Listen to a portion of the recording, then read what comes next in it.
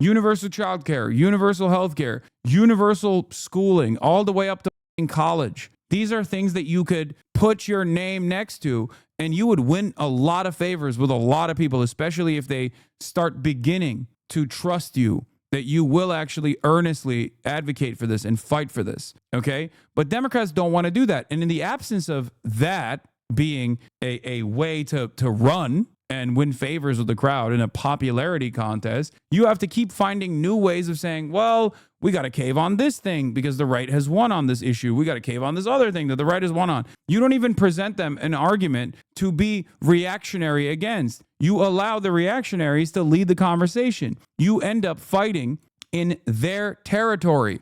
This is super simple shit. I don't know how the fuck the Democrats refuse to hear this out. It almost feels like they've bludgeoned their heads with like extreme centrism for so long that they just have an inability to hear this out. This basic fundamental concept of the democratic process. Votes are not taken for granted, okay? You are not entitled to the votes of the population. If you think you are, you're going to keep fucking losing. And that's precisely why we've lost twice to an incompetent charlatan who is a thin-skinned, egomaniacal, narcissistic, fascist piece of shit. The Democrats are relying on the Republicans creating so much discontent that people have no other option but to vote for them come 2028, if there's even an election then at all. And the same principle applies to the midterms. I'm not so certain that they will have a banger midterm election, especially because their inability to address any of the anger that is growing organically without them steering us in that direction at all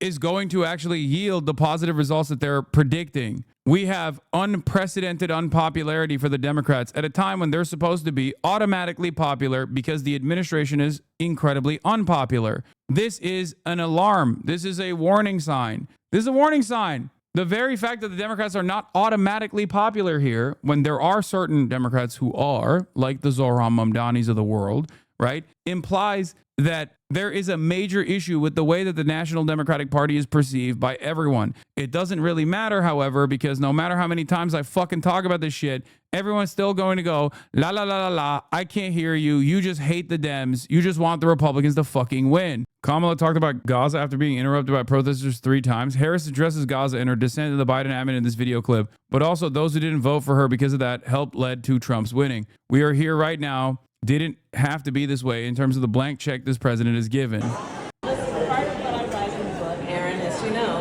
back to this point, it seems like, we need to talk about it a little bit more, is 5 months after October 7th.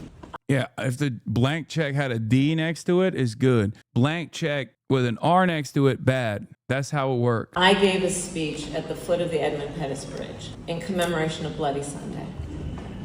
And I was the first person at the highest level of our United States government or administration to talk about the fact that the people in Gaza were starving.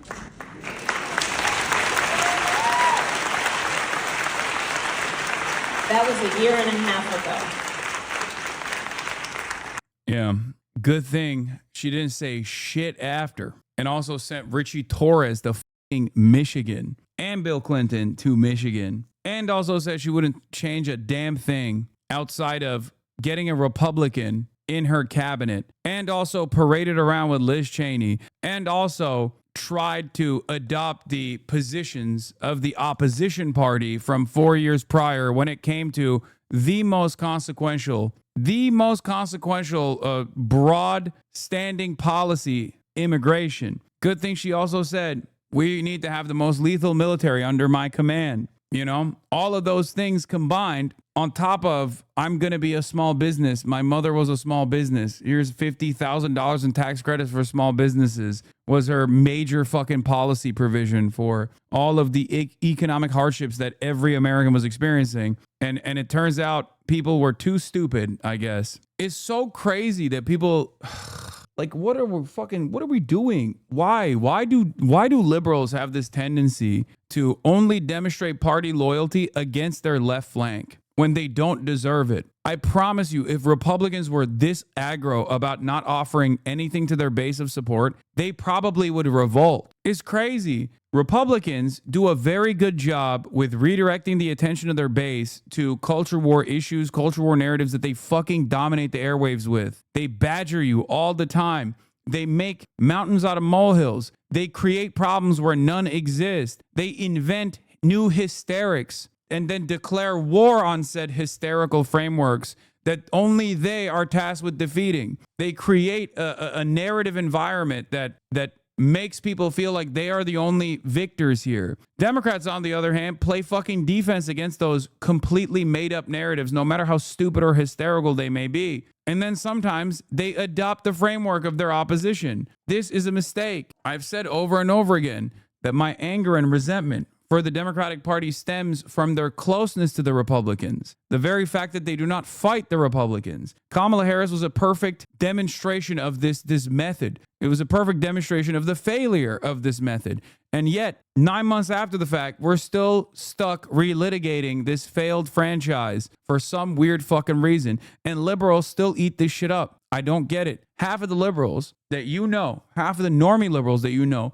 on the one hand, still abide by this undeserved loyalty to Kamala Harris and the establishment Democrats for some indecipherable reason to me. Don't know why. But those very same liberals are also angry at Hakeem Jeffries and angry at Chuck Schumer. They think Kamala Harris is this perfect president and ran a perfect campaign, while simultaneously they recognize that the current Democratic Party is not doing enough. These two things are contradictory to one another. Kamala Harris is exactly of the same mindset of the current Democratic Party that's not doing enough. That's precisely the reason why she didn't say shit for months while she was writing her book. She recognizes the wrongs but willingly went against it because she has no conviction. All I hear when she talks post-election is just excuses, makes her look worse. Yeah. She's on the I told you so tour, basically just speaking down on people about how they would have been marginally better and continue not to address the needs of the people. Oh.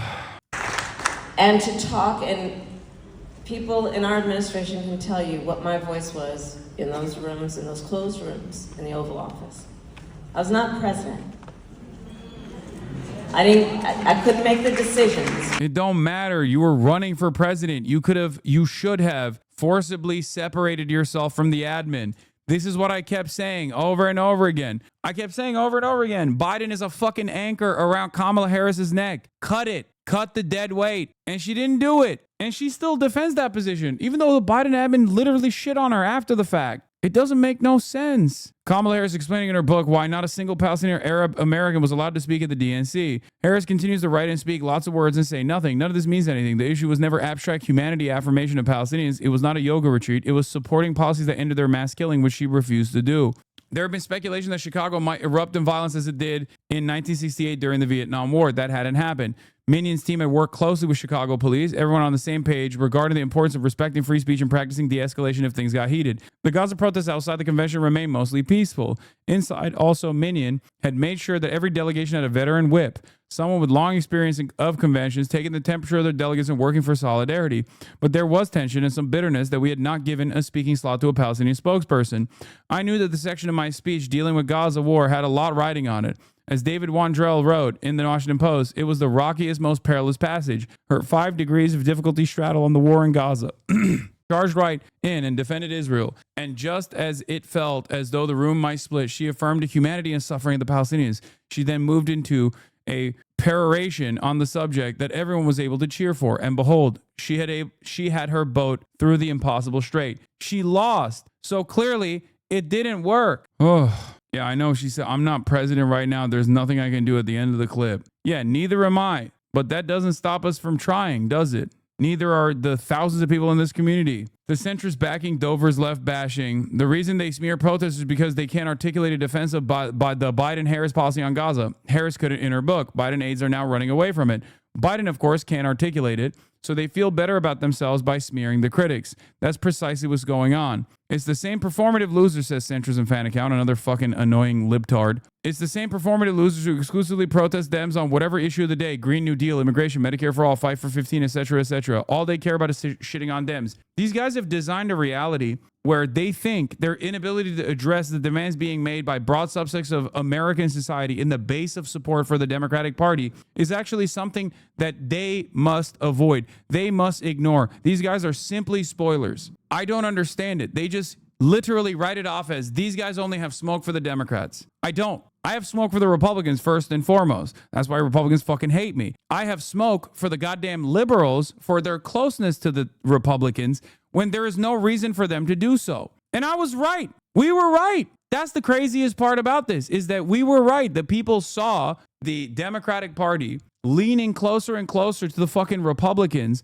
on so many issues, and they didn't like it. That kept them from voting. And we're still relitigating it like as though there was something even remotely defensible about what took place in this election. If they took it seriously, if they took the threat of fascism sincerely, they would have done something about it instead of staying the course and trying to win by their own grand design, which was an abject failure. This failed notion that they were going to convert and flip Republican moderates. It didn't work. You only do this if you are only invested in team sports, okay? Why not just be a Republican then? This is what I don't understand. Why not just be a Republican? Republicans dominate, okay? They won the election. I guess the only solution here is to be a Republican, right? Become a registered Republican. No, you want to lord over some kind of moral superiority or intellectual superiority over the fucking unwashed masses of evangelical Christians while simultaneously abiding by whatever fucking whims they have. There is no issue that you won't cave on. There is no issue that you won't capitulate on.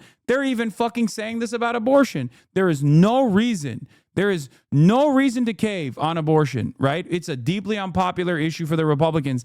And even then, you got Center for American Progress's very own Neera Tanden talking about we gotta elect. Ezra Klein said we gotta elect pro-life Democrats. There's nothing we can do. It's like who, what, why? Why is that a fucking issue? It's an objective worst performer for the motherfucking Republicans, and you're deciding for fun, it seems, to cave on that too? What is there that remains that separates the Democrats from the Republicans at that point? It doesn't make any sense. And then they turn around and say, well, look around. Look at how awful the Republicans are. It's like, we know that they're fucking awful. So stop agreeing with them. They're awful. They're manic. They're hysterical. Why the fuck would you abide by their framing? You can keep yelling at the left for trying to get you kicking and screaming to advocate for things that would be good for you, would be beneficial in the long run, and it's good policy and it's good politics.